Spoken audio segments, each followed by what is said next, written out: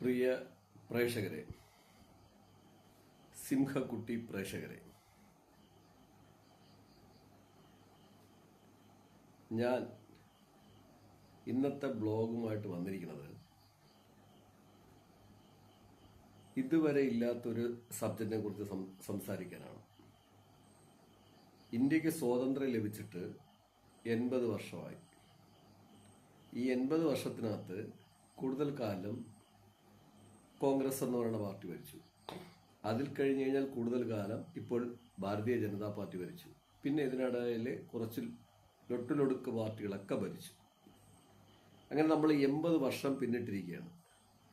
80 വർഷം പിന്നിട്ടിരിക്കുന്ന നമ്മൾ സ്വാതന്ത്ര്യം ലഭിക്കുമ്പോൾ നമ്മൾ തൊട്ടടുത്തുള്ള ചില രാജ്യങ്ങളെക്കാളും എത്രാമത്തെ പൊസിഷനിലായിരുന്നു എന്നൊക്കെ നിങ്ങളൊന്ന് അന്വേഷിച്ചാൽ മനസ്സിലാക്കാൻ പറ്റും.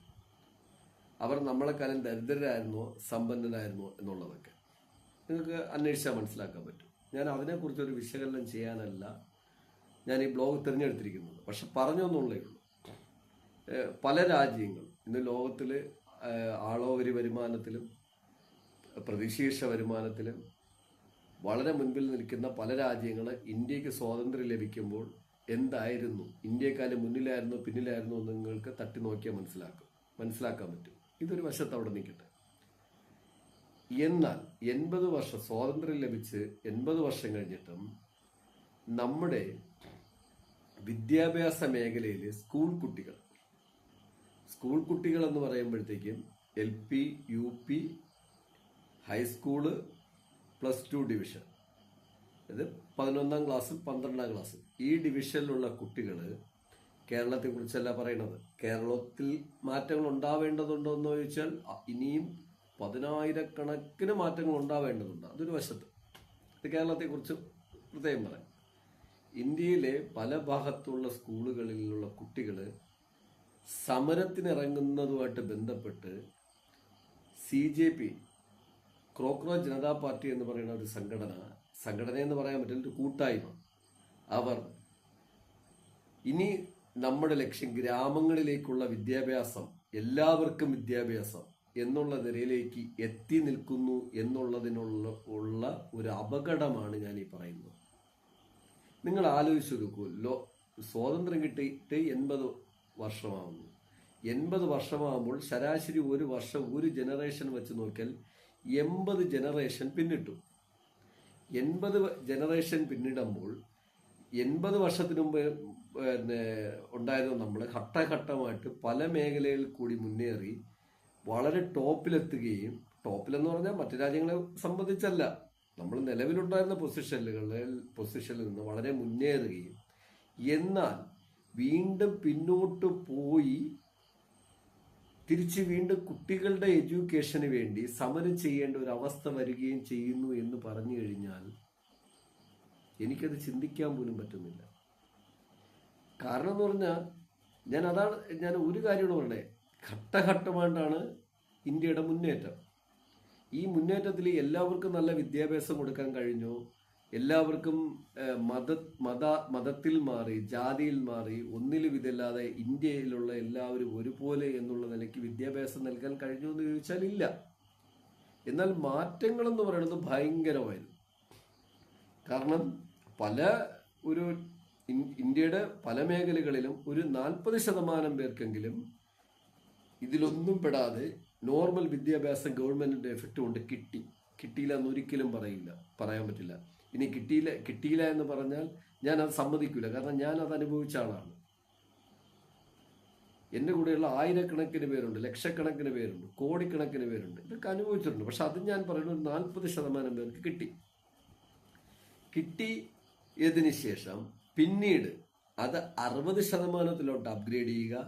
60% പേർക്ക് കിട്ടിക്കഴിഞ്ഞാൽ 70%-ത്തിലോട്ട് അപ്ഗ്രേഡ് ചെയ്യുക. 70 80 ആവണം, 80 90 ആവണം, 90 100 ആകണം.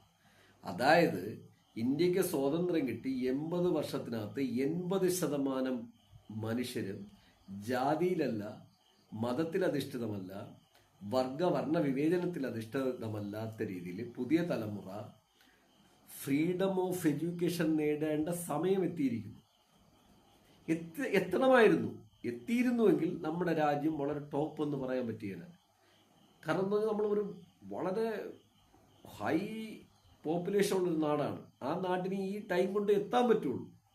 പക്ഷെ ആ സമയത്ത് സ്കൂളുകളിൽ അധ്യാപകരില്ലാതെ, വിദ്യാഭ്യാസം ചെയ്യിക്കാൻ ആവശ്യമായ ഫണ്ടില്ലാതെ, മറ്റ് പല മേഖലകളിലും ഒന്നും ചെയ്യാൻ പറ്റാതെ സാധാരണ മനുഷ്യരിലെ കുട്ടികൾ വിദ്യാഭ്യാസത്തിന് വേണ്ടി സമരം ചെയ്യുന്നു എന്ന് പറയുന്നത്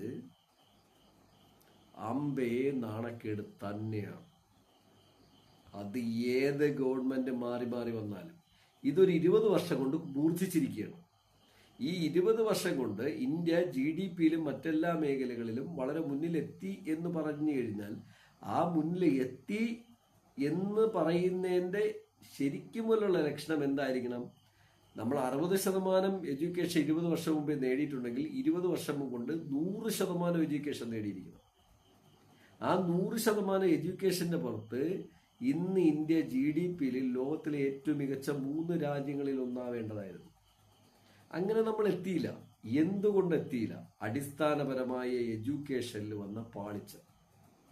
അതിൽ മതം കലർത്തി, ജാതി കലർത്തി, വർഗം കലർത്തി, വർണ്ണം കലർത്തി, വിവേചനം കലർത്തി ഡിഫെൻഡ് ചെയ്യുകയും ചിലരുടെ അടിമത്ത സമ്പ്രദായം, ഇതിന് അടിമത്വം എന്നാണ് പറയുന്നത്, അടിമത്ത സമ്പ്രദായം എന്നാണ് ഞാൻ പറയുന്നത്. അടിമത്ത സമ്പ്രദായത്തിൽ കൂടി അത് കടന്നു പോവുകയും ചെയ്തപ്പോഴത്തേക്ക് സ്വാർത്ഥത കംപ്ലീറ്റ് കുട്ടികളിലേക്ക് തള്ളിക്കൊടുക്കുകയും ചെയ്തതിനു ശേഷം കുറേ പേരിൽ അത് അത് മതാധിഷ്ഠിതമായിട്ട്, വർഗാധിഷ്ഠിതമായിട്ട്, ജാതിയധിഷ്ഠിതമായിട്ട് തള്ളിക്കൊടുക്കുകയും അവിടെ ഒട്ടും ക്വാളിഫൈഡ് ആയിട്ടല്ലാത്ത അധ്യാപകർ നിയമിതരാകുകയും അതനുസരിച്ച രീതിയിൽ നമ്മുടെ റൊട്ടേഷൻ സമ്പ്രദായം മുന്നോട്ട് പോവുകയും ചെയ്തപ്പോൾ 20 വർഷം കൊണ്ടുണ്ടായ മൂലച്യുതിയിൽ സംഭവിച്ചതെന്ന് പറഞ്ഞാൽ 60 വർഷം കൊണ്ട് നമ്മൾ മുന്നേറി വന്നതെല്ലാം 1000 വർഷം പിന്നിലോട്ട് വീണ്ടും പോയി എന്നുള്ളതാണ് സത്യം. അതിനെ അടിസ്ഥാനപ്പെടുത്തിയാണ് ഇപ്പോൾ CJP, കോക്രോച്ച് ജനതാ പാർട്ടി എന്ന് പറയുന്ന പാർട്ടിയല്ല, ജനതാ കൂട്ടായ്മ എന്ന് പറയുന്ന ഒരു ടീം ഗ്രാമങ്ങളിലേക്ക് വിദ്യാഭ്യാസം എന്ന് പറഞ്ഞ സമരത്തിന് ആഹ്വാനം ചെയ്തിരിക്കുന്നു. അമ്പേ നാണക്കേട്. ആഹ്വാനം ചെയ്തതല്ല, ആ പൊസിഷനിൽ എത്തിച്ച നമ്മൾ ഓരോരുത്തർക്കും അമ്പേ നാണക്കേട്. കാരണം എന്തെന്ന് ചോദിച്ചു കഴിഞ്ഞാൽ 80 വർഷം കൊണ്ട് 100% ലിറ്ററസിയിൽ എത്തേണ്ട നമ്മൾ പിന്നാന്തൊരു 1000 വർഷം പിന്നിലോട്ട് അടിച്ചത് ആരാണ്? ആര് കൊണ്ടെത്തിച്ചു? അത് പ്രേക്ഷകർ ഓർമ്മിക്കേണ്ടതുണ്ട്. അതിൻ്റെ പിന്നിൽ എല്ലാവർക്കും പങ്കുണ്ട്. സ്കൂളുകൾക്കും പങ്കുണ്ട്, എല്ലാ സ്കൂളുകൾക്കും പങ്കുണ്ട്. അതൊരു വശത്ത്, അത് കേരളത്തിൻ്റെയും ഇത്തിരി ഡെവലപ്പായി നിൽക്കുന്ന സ്ഥലങ്ങൾ നിൽക്കട്ടെ. മറ്റെല്ലാത്തിൻ്റെ പിന്നിലും 20 വർഷത്തിനകത്ത് നമ്മളെ ഭരിച്ച കുറേ ഭരണാധികാരികളുടെ കൊളോണിയൽ ചിന്താഗതി എന്ന് പറയേണ്ടി വരും.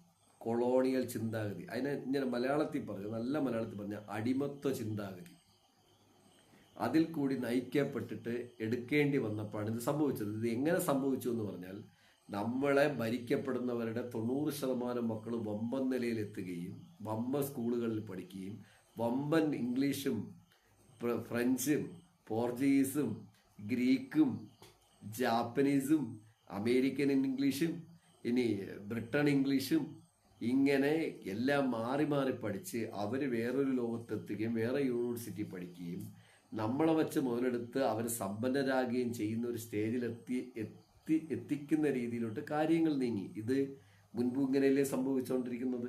അങ്ങനെ എത്തപ്പെട്ടതിൻ്റെ ഒരു ദോഷം തന്നെയാണ് വീണ്ടും നമ്മൾ 1000 വർഷം പിന്നിലോട്ട് പോയത്. അത് ഉണ്ടാകാതിരിക്കണമെങ്കിൽ എന്താണെന്നുള്ളതാണ് ഞാൻ പ്രേക്ഷകരുടെ മുമ്പെടുത്ത് പറയുന്നത്. അതുണ്ടാകാതിരിക്കണമെങ്കിൽ ഒറ്റ വിഷയമേ ഉള്ളൂ. ഗ്രാമങ്ങളെന്ന് പറയുന്നത് കേരളത്തിലെ ഗ്രാമങ്ങളല്ല. കേരളത്തിലെ ഗ്രാമങ്ങൾ പോലും ഇനിയും വികസിക്കേണ്ടതുണ്ട്. ഒരുപാട് മാറ്റങ്ങൾ ഉണ്ടാവേണ്ടത്. കേരളത്തിലെ സ്കൂളുകൾ ഇപ്പോഴൊരു 250 വർഷം പിന്നിലാണ്. ഇവിടുത്തെ CBSE സ്കൂളായാലും ICSE സ്കൂളായാലും സ്റ്റേറ്റ് സ്കൂളുകളായാലും മറ്റെല്ലാ സ്കൂളുകളായാലും ഇപ്പോഴും ഞാൻ പറയുന്നത് 100 വർഷം പിന്നിലാണ് കേരളത്തിൽ. അപ്പം മറ്റിടത്തൊന്നും പറയേണ്ടതില്ലല്ലോ. നമ്മൾ അപ്ഗ്രേഡ് ചെയ്ത് വേഗത്തിൽ മുന്നേറേണ്ടതുണ്ട്. വേഗത്തിൽ മുന്നേറണമെങ്കിൽ ഏറ്റവും വലിയ എഡ്യൂക്കേഷൻ നേടുന്ന മക്കൾക്ക് കിട്ടുന്ന അതേ എഡ്യൂക്കേഷൻ്റെ 80%എങ്കിലും വില്ലേജ് ലെവലിൽ താഴേക്കിടയിലുള്ള ഗ്രാമങ്ങളിൽ വസിക്കുന്ന പഠിപ്പിക്കാൻ നിവൃത്തിയില്ലാത്തവരുടെ കുട്ടികൾക്ക് ലഭിക്കണം. ചേരി കുട്ടികൾക്കും, ചേരികൾ എന്ന് പറയുന്നത് എന്ന് പറഞ്ഞാൽ നമ്മളൊന്നുമില്ലാതെ നിവൃത്തിയില്ലാതെ വഴി കിടക്കുന്ന, എക്സാമ്പിൾ എന്നെ പോലുള്ളവരെന്ന് ചുമ്മാ തമാശയ്ക്ക് പറയാം, അങ്ങനെയല്ലേ പറയാൻ പറ്റും. ചേരിയിൽ എന്ന് പറഞ്ഞിട്ട് മറ്റുള്ളവർ അധിക്ഷേപിച്ചതുകൊണ്ട് ഇങ്ങനെയുള്ള താഴേക്കിടയിൽ കിടക്കുന്ന കുട്ടികൾക്ക് മുതൽ മിഡിൽ ക്ലാസ് ഫാമിലി അതിന് മുകളിലോട്ടുള്ളത് ഇവർക്കെല്ലാവർക്കും ലഭിച്ച ഈ തലമുറ പഠിച്ച് മുന്നേറിയാൽ മാത്രമാണ് ഇന്ത്യയുടെ GDP ഗ്രോത്ത് ഉയരുകയും ബിസിനസ് മൾട്ടിപ്ലൈ ചെയ്യാനുള്ള സാധ്യതയുള്ളൂ. അങ്ങനെ ചെയ്യാത്ത ഒരു ഗവൺമെന്റും ഒരു സമൂഹവും ഒരു ഭരണ സംവിധാനങ്ങൾ നിൽക്കുന്ന കാലം അത്രയും CJP പോലുള്ള രാഷ്ട്രീയ കൂട്ടായ്മകൾ കൂട്ടായ്മകൾ ഉയർന്നു വന്നുകൊണ്ടിരിക്കും. അത് അപകടമാണ്. എങ്ങനെ? ആ കൂട്ടായ്മകളല്ല അപകടം, ഭരിക്കുന്നത് അപകടമാണ്. അതാണ് ഞാൻ എൻ്റെ പ്രേക്ഷകർക്ക് മുൻപിൽ ഓർമ്മിപ്പിക്കുന്നത്. CJP എന്ന് പറയുന്ന ഒരു പാർട്ടി ഗ്രാമങ്ങളുടെ അന്തരത്തിലോട്ട്, അകക്കാമ്പിലോട്ട് ആഴ്ന്നിറങ്ങാൻ തയ്യാറാക്കിയിട്ട് അടിസ്ഥാന വിദ്യാഭ്യാസം ഗ്രാമങ്ങളിൽ നിന്ന് തുടങ്ങണമെന്നാവശ്യപ്പെട്ടുകൊണ്ടൊരു സമരം ആഹ്വാനം ചെയ്തിരിക്കുകയാണ്. അത് നമ്മുടെ നാടിന് ആവശ്യം തന്നെയാണ്. ഇതുപോലുള്ള 100 തരം കൂട്ടായ്മകൾ ഉണ്ടാവണം. അതിൽ രാഷ്ട്രീയം പാടില്ല, വർഗം പാടില്ല, വർണ്ണം ഇതിൽ ഒന്നും ഇല്ലാത്തൊരു കൂട്ടായ്മയാണ്. ഈ രീതിയിൽ നമ്മൾ ഇനി വീണ്ടും മാറി. ഇപ്പം നമ്മൾ വീണ്ടും ഒരു 1000 വർഷം പുറകിലോട്ട് പോയിട്ടുണ്ട്. 20 വർഷം കൊണ്ട് കഷ്ടപ്പെട്ട് 60 വർഷം കൊണ്ട് കെട്ടിപ്പടുത്ത നമ്മളെ എല്ലാം തന്നെ ഇപ്പോൾ 1000 വർഷം പിന്നിലോട്ട് പോയി.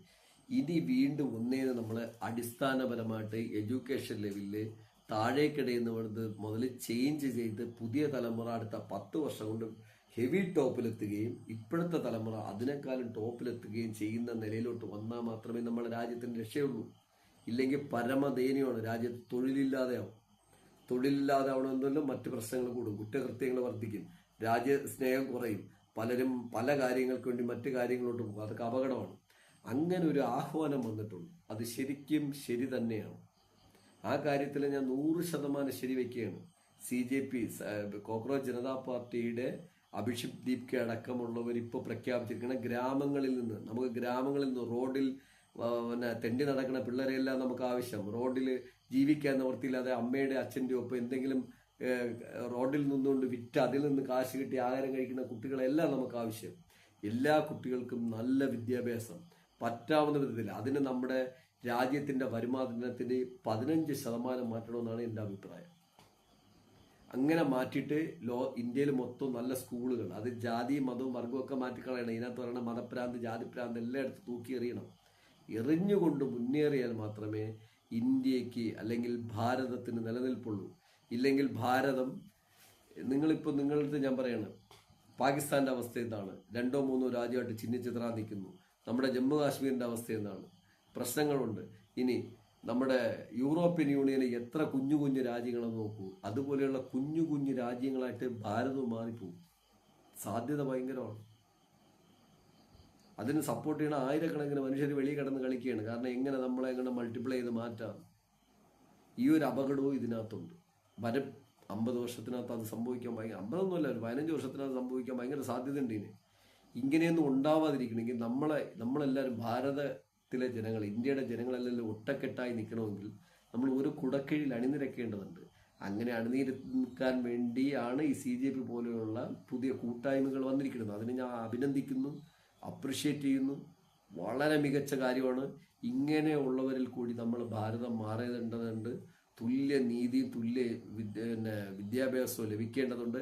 അതിൽ കൂടി നമ്മുടെ കുട്ടികൾ നല്ല ഉന്നത നിലങ്ങളിലേക്ക് എത്തേണ്ടതുണ്ട്. അത് ജോലിക്ക് എത്തണമെന്നല്ല പറയണം. പുതിയ ആശയങ്ങൾ കണ്ടുപിടിച്ച് പുതിയ രീതിയിൽ മൾട്ടിപ്ലൈ ചെയ്തുകൊണ്ട് ഗ്ലോബലൈസേഷനായിട്ട് എത്താൻ മാത്രമേ ഭാരതത്തിന് നിലനിൽപ്പുള്ളൂ.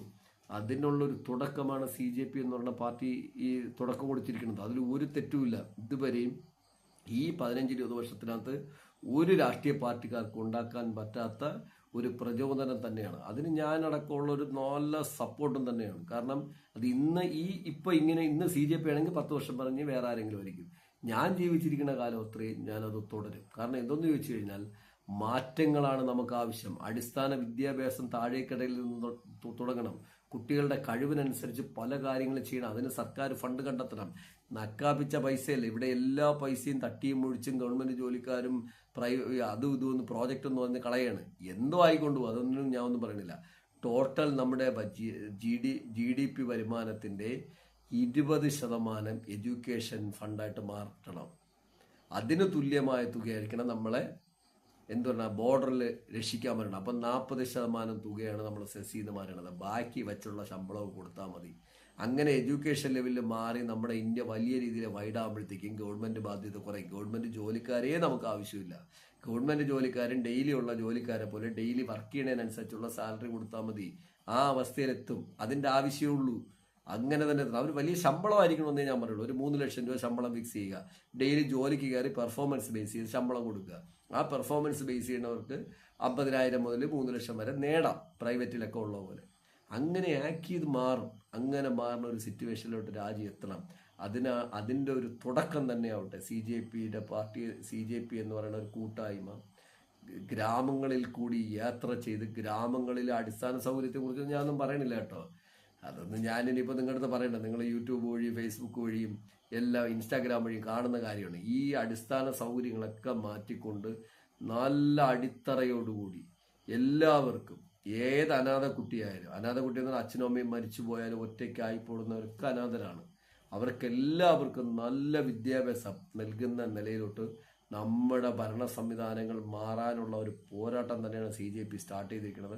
അതിന് തികഞ്ഞ അഭിനന്ദനങ്ങൾ. അത് റൊട്ടേഷൻ ചെയ്ത് എത്തപ്പെട്ടാൽ നമ്മൾ ഒരു 10-20 വർഷത്തിനകത്ത് തന്നെ, 10-15 വർഷത്തിനകത്ത് വീണ്ടും നമ്മൾ ലോകരാഷ്ട്രങ്ങളുടെ മുൻപിൽ ആദരിക്കപ്പെടും. ഇപ്പോൾ നമ്മൾ ഒറ്റപ്പെട്ട് നിൽക്കണമെന്ന് ഓർമ്മിപ്പിച്ചുകൊണ്ട് ഈ കൂട്ടായ്മയ്ക്ക് തികഞ്ഞ അഭിനന്ദനം അറിയിച്ചുകൊണ്ട് ഞാൻ നൊബക് സോളോ സൈനിങ് ഓഫ്.